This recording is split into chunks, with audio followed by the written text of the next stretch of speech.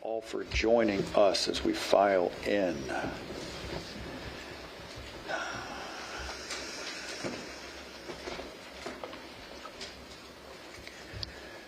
Good morning, everyone. I'm Jeff Jackson, Attorney General for North Carolina. I'm joined by Alan Wilson, Attorney General for South Carolina.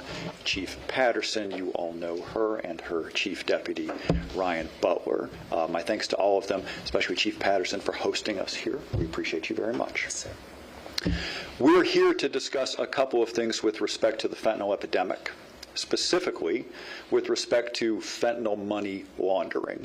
About a year ago, I stood nearby here with General Wilson, and we announced an effort that we were going to undertake in combination with some other AGs from across the country, a bipartisan effort. The basic idea is a huge part of the fentanyl epidemic is propped up with money laundering. We estimate that it is to the tune of about $100 million a week. This is an enormous amount of money. And if you want to tackle the fentanyl epidemic, you have to go after the money. So we looked at where this money was flowing, and the evidence was pretty clear that one of the main places where fentanyl money laundering was occurring was in an app called WeChat. WeChat is owned by a Chinese company called Tencent. So we joined forces to publicly tell them that they had 30 days to come meet with us and to work on a series of ways that they could improve their responsiveness to law enforcement and their investigations. And WeChat said yes to that invitation, I think wisely. And we were able to announce recently, after many months of work, that we secured a number of agreements with WeChat to be more responsive to law enforcement, to be more proactive in making their encrypted spaces hostile to fentanyl money laundering, and to escalating emergency requests from law enforcement and turning those around inside of 48 hours, which is very important when it comes to investigatory contexts. That's the good news. The bad news is that Tencent also owns a company called Weixin. This is also an encrypted messaging platform. And this is also a very popular platform for fentanyl money laundering. Tencent owns both WeChat and Weixin. They are essentially sister apps. The difference between the two is that WeChat has an international presence that is more subject to our laws. Weixin does not. In order to register for use of Weixin, you need a phone number from mainland China, but you don't need to be in mainland China to use the app. This is why it has been able to be used so effectively and insidiously for the money laundering of fentanyl proceeds. We have reached the end of our jurisdiction with respect to what we can do with Weixin. So today, we are escalating our requests. We are asking the President and the federal government to make this a national security priority. The President has already spoken at length about his belief in tackling fentanyl and has taken really positive steps in that direction. We appreciate that. We believe this deserves to be among those steps. Of all the things the President is negotiating with China, we believe that this deserves to be in the top priority. No illusions that this is the type of thing that can be handled overnight. This is going to be a major project, but we have been working for the last year with respect to WeChat, and we saw a major return on investment of our time.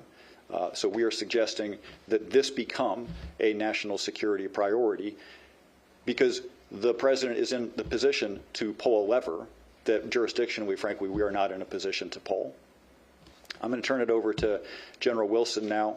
He's not just South Carolina Attorney General. He's also a member of the National Guard down there, holding the rank of colonel, has been in for about 30 years. And he and I see, as neighbor states, the shared devastation from the fentanyl epidemic that happens downstream of all of the money laundering that enables it. I know our state is losing people every single day to the fentanyl epidemic. South Carolina is losing people every single day. So we're not just shared in running offense on this problem. We are shared in the grief that is created when this problem is allowed to persist. And on that note, General Wilson. Thank you, General Jackson. Appreciate you so much. I want to thank everyone for being here today. General Jackson did an excellent job of kind of framing the issue for all of you as it relates to what WeChat is as an application, how it is being used by those trying to engage in illicit drug trafficking, especially the fentanyl trafficking issue. When I look at this, and by the way, I appreciate the compliment, he is also a member of the National Guard here in North Carolina and wears the uniform as a major in the North Carolina National Guard. And so people who wear the uniform see things through multiple lenses. Obviously, as attorneys general and as the chief legal officers and prosecutors of our respective states, we see this as a public safety issue. We also see this as a public health issue.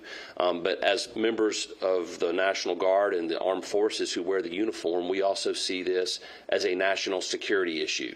Now, at the state level, with local law enforcement and state law enforcement, we are able to use the tools and resources available to us by our respective states to work together with local law enforcement and state law enforcement agencies. We are also willing to liaise and collaborate and cooperate with our federal partners when it comes to public health and public safety. In South Carolina, back in early 2024, the very first state grand jury case we had that year dealt with Mexican drug cartels operating drug trafficking operations in South Carolina. And there was one particular state grand jury case that was called Devil in Disguise. That was his code name. This case involved us indicting through multiple jurisdictions in the upstate of South Carolina 64 defendants. Within this one narrative, there were 6 fentanyl-related deaths. In that one case alone, we seized enough fentanyl to kill 500,000 people in our respective states. All of this, and according to my local law enforcement sources as well as our prosecutors, nearly all of it, if not all of this, nearly all of the fentanyl that was coming into our state, and I would say North Carolina as well, was done by the Mexican drug cartels in collaboration with Chinese labs being run south of the border. And so these drugs are being poured into the United States, and they're being aided in large part by Chinese-owned companies that own applications like WeChat and their Chinese counterparts, which we can't get to. And they're using these peer-to-peer apps to also transfer and launder money that aids in the transfer of these illicit narcotics into our respective states. That one case right there, 64 defendants, 6 fentanyl-related deaths, enough fentanyl to kill 500,000 people, was caught in just one case. But that is just one case. When you look at the public health component of this, in 2023, the South Carolina Department of Public Safety, or Public Health rather, identified that there were 2,157 drug overdose deaths in South Carolina. 1,550 of those were fentanyl related, meaning 72% of the overdose deaths were related to fentanyl. All this is being fed by the illicit drug trafficking trade that is being obviously supported by the Mexican drug cartels, in large part aided by the Chinese government. So for me, this is an existential threat to not only our states, but to the United States of America. As General Jackson said a moment ago, we have exhausted all the resources available to us as attorneys general, as well as our local law enforcement. We need our partners at the federal level. And when I say the federal level, not just federal law enforcement agencies, but at the diplomatic level. We have reached out to the administration to ask them to incorporate this as something that they need to consider when talking to China. China, as a country, is a pacing threat to the safety and welfare of the United States. This is something that I care deeply about.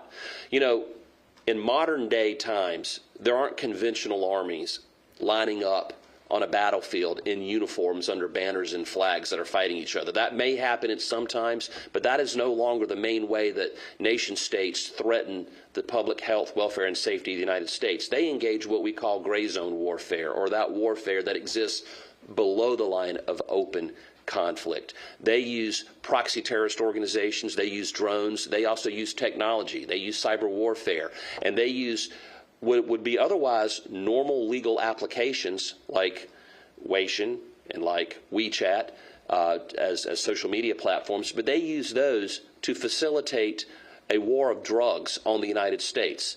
killing tens of thousands, if not millions, of our citizens in the United States of America, which is why the attorneys general, in a bipartisan fashion, this is not a partisan issue. This is a public health, public safety, and this is a national security issue. And so we have sent a letter along with a number of our colleagues to the Trump administration to ask the president to obviously recognize that this is an existential threat, that local, state, and even federal law enforcement are no longer adequate to take on the task of dealing with the Chinese government's support of these applications that are being used by illicit drug narco-terrorist organizations. So I want to thank the Attorney General of North Carolina. I want to thank the U.S. Attorney. I want to thank local law enforcement, who you'll hear from in just a few seconds, for their cooperation with our state. We are in this together. If we don't work together to take this out, more and more of our citizenry are going to die. And that's why I'm up here with the Attorney General of North Carolina and your local law enforcement, because it's affecting us equally as bad as it is affecting you. With that, I will step aside and let our new Chief of Police here have the mic. Thank you, General Wilson, and thank you, General Jackson, as well, for your service to our states, North Carolina and South Carolina, but also to your service for our country. Both Deputy Chief Butler and I are veterans, and we care very much about our country as well. Good afternoon to everyone, and thank you for being here today. At CMPD, we have one defined goal, and that is keeping our community safe. Sadly, this goal is under constant threat by the fentanyl epidemic. Fentanyl is not just a drug. It is a poison that undermines the safety of our entire community and demands our most immediate and determined response, as been noted by our speakers. It is important that our community understand that no single agency can take on this challenge alone. Traffickers are operating across county, state, and national lines and borders. Our response must be just as connected, with a relentless determination to dismantle networks that are eroding families by taking lives. What you see today on this stage and up here is a powerful example of collaboration. And since taking this seat, I have talked extensively about working with all our partners to solve the concerns that we have in our community. We are partners coming together from both sides of the aisle to address a national epidemic. As the AGs have noted, we are looking closely at how digital platforms, specifically apps like WeChat and Weixin, are being used to facilitate money laundering and drug operations. We are committed to closing that digital door. CMPD, along with our partners, will continue to hold traffickers accountable while doing everything in our power to protect our neighbors and our residents. Together, we are better equipped and better informed when we work together. Together, we will save lives. And at this time, I'd like to introduce CMPD Deputy Chief Ryan Butler, who oversees our Special Investigations Bureau. He will provide more detail to you on how the fentanyl epidemic is impacting Charlotte and what CMPD is doing to address it. Deputy Chief. Thank you, Chief. To put a scale of this fight into perspective, in 2025, almost 80% of all overdose deaths in Mecklenburg County were confirmed fentanyl-related. This isn't just a statistic. It represents over 1,800 calls for service just last year for our department. But we know that number is just the tip of the iceberg. It doesn't account for individuals treated on scene by our partners at Medic or the Charlotte Fire Department, those who self-transport to the hospital, or the many more who receive Narcan from a friend or a family member and never call 911. The true reach of this poison is far wider than any police report can capture. But our strategy to combat this nationwide epidemic is multi-layered. While our patrol officers are the first to encounter these substances, our Vice and Narcotics Unit are engaged at a much deeper level, working diligently to identify the source. We are also proud to work alongside many of our federal agencies, including the DEA, FBI, HSI, and ATF. We are tracking these drugs back to their global sources. We aren't just seizing pills and making arrests. We are dismantling the financial engines that keep traffickers running. As these criminal organizations evolve, our investigative methods must evolve as well. We have discussed the use of encrypted platforms like WeChat and Weixin, and the reality is our current lack of access to these platforms significantly hinders our progress. While we are maximizing every resource currently at our disposal, Truly dismantling these networks requires us to close the technological gap that still stands in our way. We remain committed to the targeted enforcement necessary to hold these criminal organizations accountable. Thank you. Any questions? Hi. You mentioned that President Trump's administration has been open to following up on fentanyl-related issues. Has there been any response from the White House on this so far? Well, we're sending the letter today, so I won't hold them to quite that standard of an inside the hour. But I will say, in the president's first term, he specifically talked about WeChat. Oh, he has said he is well aware that this plays a big role in the, as Chief Butler just said, the financial engine that keeps the fentanyl epidemic running. Any other questions? Well, can you talk about your lawsuit with the Nexstar Tegna thing last week that you filed? Sure. Relatively new, but it has to do with the merger of two major TV stations, or rather TV companies that own a bunch of stations. So it would be the first and the third combining would be the largest TV company in the world, would reach about 80% of homes. So we've filed a lawsuit, and that is now pending, and I'll give you an update as soon as we hear back from the judge. I think we are expecting to hear something from the judge later this week.